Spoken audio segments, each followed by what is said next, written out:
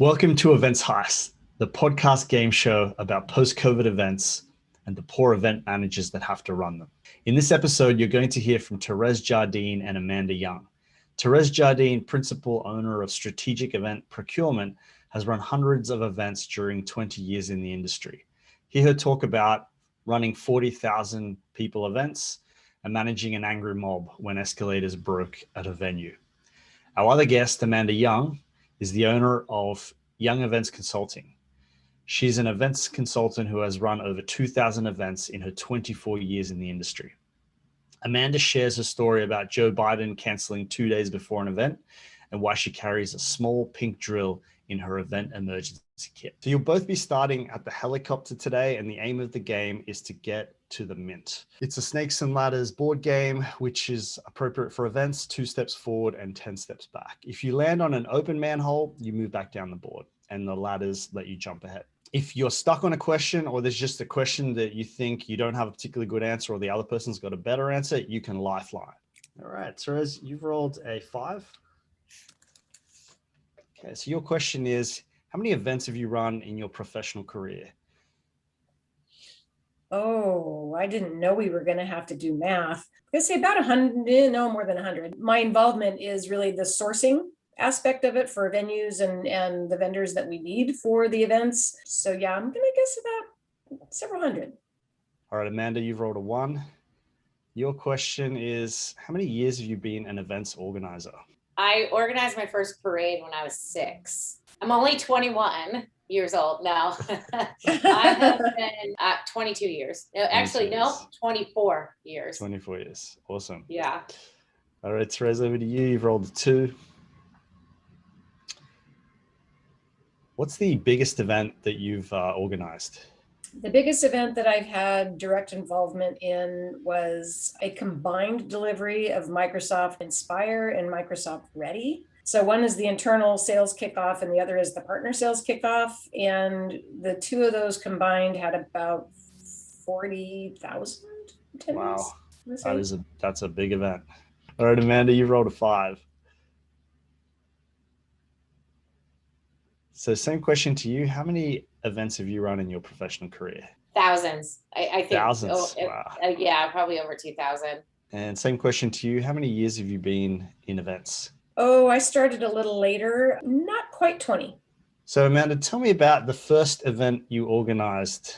And it sounds like you did it as a kid. So tell me all about that. That's my favorite. I grew up in very rural Massachusetts, and we all had dead ends. And dead end dirt roads. So every year, I don't know if it was Memorial Day or July 4th, my mom would know, but I organized a parade for all the kids. We did it every single year up until I think I was about 12 or 13. How did you get into events? I started my career in finance and went into financial system implementations, got recruited to Microsoft to implement their procurement reporting solution. I ended up taking a category management role in procurement for events. Probably the most indirect way of getting into events. Amanda, any celebrities on the job? I did. I met Rob Lowe and I just melted.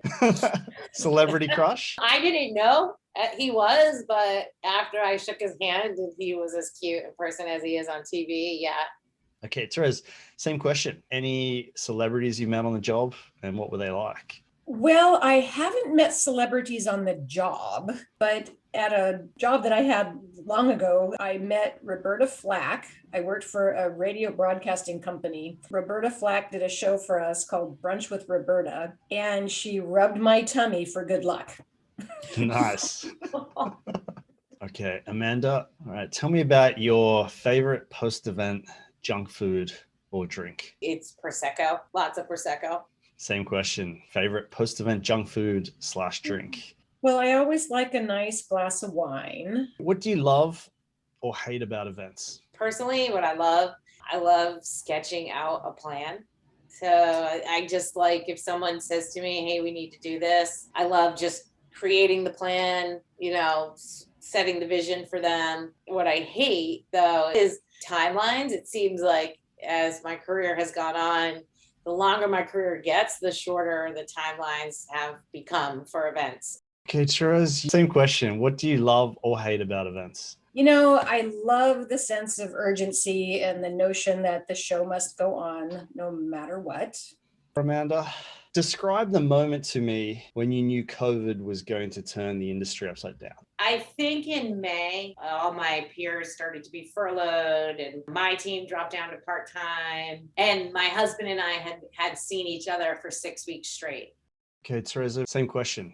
Oh, and at the end of February, there was supposed to be an event in Vancouver, BC that got canceled. And I was at a networking event talking to one of the producers for that particular event and just kind of talking to them about, okay, what's this going on? And about 2 weeks later, Microsoft announced the cancellation of all events, at least through summer of 2021. And I was like, okay, they know something.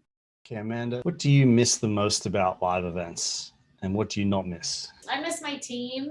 I have really good vendors and people I have planned with over the years that we would almost set up. It was like time away together and we really had good camaraderie. So I miss that. I don't miss being gone from my family for 5 to 6 days. Therese, you rolled a 3. Oh no, I'm down the hatch. Oh no, are you down the Where hatch? did it Yes, you go? are. Like all the way back to Where do the I go? No, Yay. it's number 8. What industries have you done events for, and what was your favorite? The bulk of my career has been with Microsoft and Microsoft events. Amanda, your question is, what's the most stressful event you've ever organized? We did a digital user conference for 4,000 people in November. It was the most stressful event. I think there was a lot of unknowns. It was a drag and drop. So we just tried to pick up a convention and drop it online. It had a digital trade show floor. I think there were like 1,200 or 1,300 different assets. And we did it in 10 weeks. All right, Therese, what's the longest period of time that you worked on a single event? Because I was doing, the sourcing strategy, we would be sourcing for the citywides, several years out. Wow. So the lead time for those could be, it could be at least a couple of years. All right, Amanda, tell me your favorite war story. We had Joe Biden coming to an event. This was like when he was the vice president and he lost the Democratic 2 days before our event and then canceled. And the stakeholder, which working with politicians, you just don't know until a couple of minutes before if they're going to come, but you got to go through the motions. And then there was the speaker from Italy whose heel broke. And we had to screw in the heel in order to get her on stage because she would not go on stage with a different pair of shoes. And we couldn't find a cobbler. And we did sit and I did screw her heel back on. Therese, you rolled a 6. Oh, no. You just love that, man. You're just loving that manhole. See, this event's life. See, it's just you think you're going somewhere, fair. and then you I'm not going anywhere. All right, same question. Favorite war story. So we had our partner conference in Toronto, and I don't know if you've ever been to the Toronto Convention Center, but it's all kind of, they call it the rainbow. There's a section way the heck over yonder, and then it's very chopped up, and the ingress and egress is pretty tight. One of the escalators broke. We had another time when we were doing a giveaway at an event, and so it was a technology developer event, and they had included a gift card for cloud storage. Whoever ordered the cards, they ordered them all the same color, but they had 3 different kinds of currency, and they failed to tell the bag stuffers that. And so as we're getting ready to open the doors for people to come and get their giveaway, somebody said, well, how are they going to know what currency? And everybody started to look at each other and went, oh no. I had my tooth chip one time, and I had to super glue it back in because we had a show call at like 5 a.m. Oh my God, you super glued your own teeth back in. That's crazy. Like that's crazy. And I still remember like my coworker Kim, we had to like put it in because I had like a keynote coming at 5 and like yeah. That is dedication. Now that like I'm starting it's coming back to you. How does super glue taste? That's got to be not good for you. If your tooth falls out, I mean, not with the gum, but you can super glue your teeth back in. Mm-hmm. Good to know. If I ever chip my tooth, I'll make sure I get some super glue. Yeah. Amanda, you rolled a 10. Oh, no, 11. Sorry. You rolled an 11. What's your emergency kit during events? Because I know there's already super glue in it. Oh, That's you for fell. sure. Oh, oh no. Oh, you went down. Oh, that's not good. Bummer. We're never gonna finish. Benadryl because hotels kill me and like I have really bad allergies. I have a little drill, scissors, double-sided Velcro. All right, Therese. Okay, what's the weirdest food that you've eaten at an event? There was this thing in one of those little clear plastic cups. I'm not sure what it was. It was some kind of, I think it was supposed to be kind of like a little vegetable puree, and it just really ended up not tasting very good. All right, Amanda. So have you read anything recently that you'd share with other event professionals or watched? I was listening to a podcast. It was on BizBash, but it was about esports and the way esports is changing as an industry, but then how it's changing our industry as well. I think it was an interesting podcast to listen to because one, it's talking about how they're producing esports conferences and the role AV and bandwidth and setup really consumes resources, but it's also going to change the shape of venues that we're attending events in because our 16-year-olds are going to want to be going to conferences inside of a video game or connecting, meeting up with people that they're playing video games with, that live in Mexico or, or something. All right, Therese, if you could have an unlimited supply of just one thing during an event, what would it be? Patience. I'd say budget. Oh, well, there's that too. Yeah. Right, Amanda, you rolled a 7. Oh, down a manhole. What are your top 3 daily frustrations since we're going down manholes? So that's an appropriate question. Platform capabilities. Platform capabilities meeting your expectations of what you want. Time management, I think, is a big one because I find people are talking longer because they have new problems to solve. Therese, what's been your favorite virtual event so far? One that I thought was well done was MPI's World Education Congress last year. It was a hybrid, and I thought they did a good job with that production because it was almost all live. What do you think the future events will look like in your region?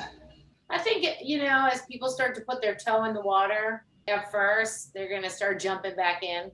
I do think by the end of 2022, we'll have people traveling to events again, going to conferences again.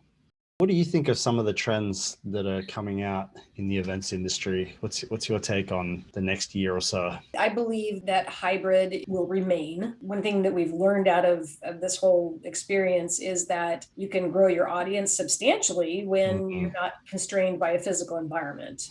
So I think that's going to definitely remain a practice that people use, not for every single event, but for many. All right. So Amanda, if you could have an event pet, a pet that follows you around during a live event, what would it be? It used to be like a little dog, I guess, but I've become a cat person during COVID. What's your favorite TV show at the moment?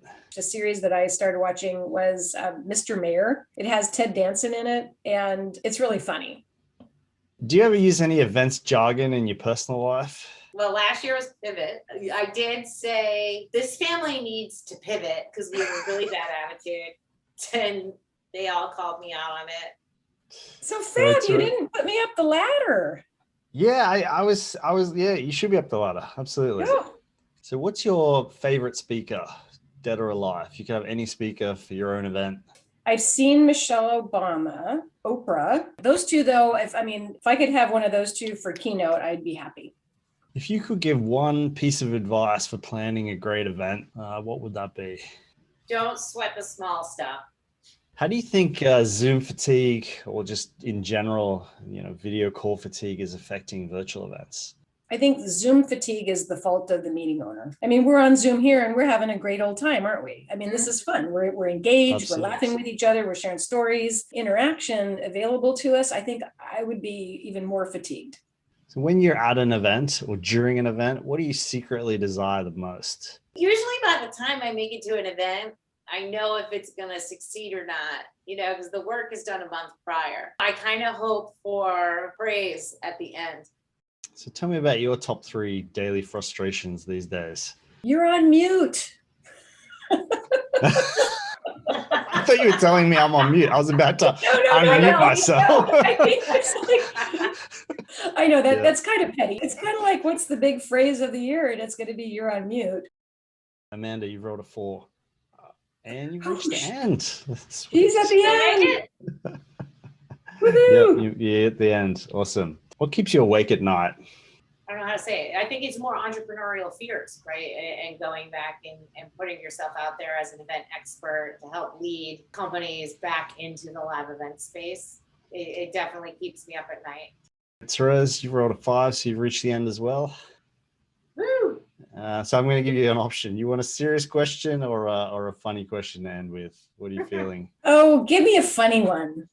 Okay, what do you secretly desire the most during an event? It's hard. That one is hard. What do I secretly desire in an event? During an event. So during an event, you're at the event. What are you secretly desiring at that point? Well, I wouldn't mind meeting Rob Lowe. I know.